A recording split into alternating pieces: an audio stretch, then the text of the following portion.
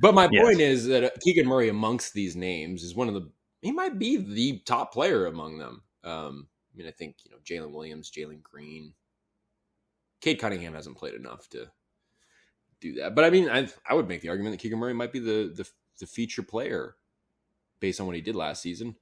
So not only is that going to put him in a position to maybe be on the national team in the near future, but if there's an injury or somebody needs to miss time or something like that, Keegan Murray is, because the select team is going to be the pool of players that could be injury replacements.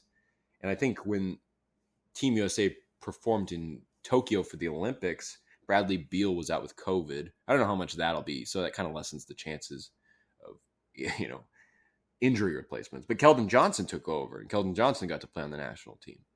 So, I mean, Keegan Murray, Yeah, I mean, that would be great, that'd be and awesome. that'd be kind of cool. I mean, like we always talk about how the Kings brand is building. I think that would be really, really big, and I think in terms of really kind of setting that spark under what we think of as an inevitability, but of course isn't inevitable, but seems like a near certainty that Keegan Murray is going to ascend and become the Kings' solid, like entrench himself as the Kings' third best player, kind of maybe the third star.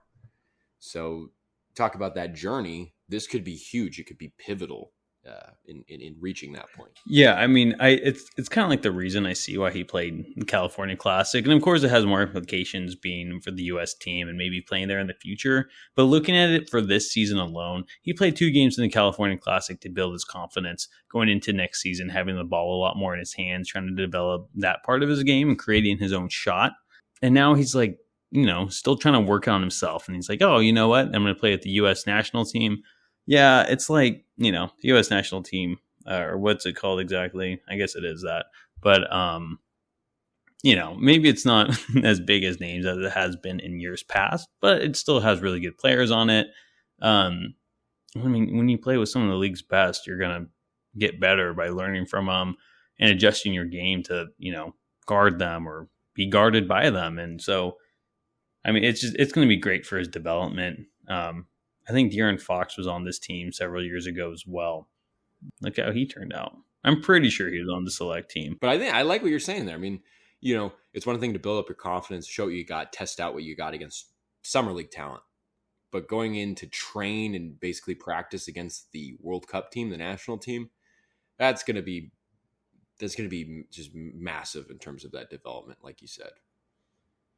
Yeah. So this is a big thing for Keegan Murray. It almost seems like by the Kings running it back, as it were, by not having like massive seismic level moves, it kind of just it's almost like the offseason of Keegan Murray.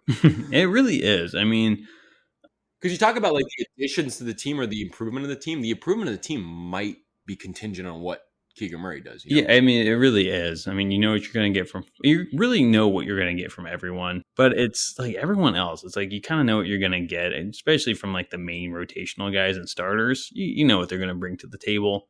It's like Murray. He's the guy that was a rookie last year, obviously, with big expectations on him, and so. I mean, yeah, I mean, it really is going to be dependent on him, not solely. I mean, of course, they can do well even if he performs at a mediocre level. But, I mean, a lot of weight's falling on this kid right now, and hopefully he's taking it well. And it seems like he's doing what he needs to get better, too, which is maybe just raising our excitement and building the pressure, which is good. We're not just like putting this all on him. He's like, well, I haven't done anything. He's making the strides to try to get better. So, I mean, he's just building the hype, really.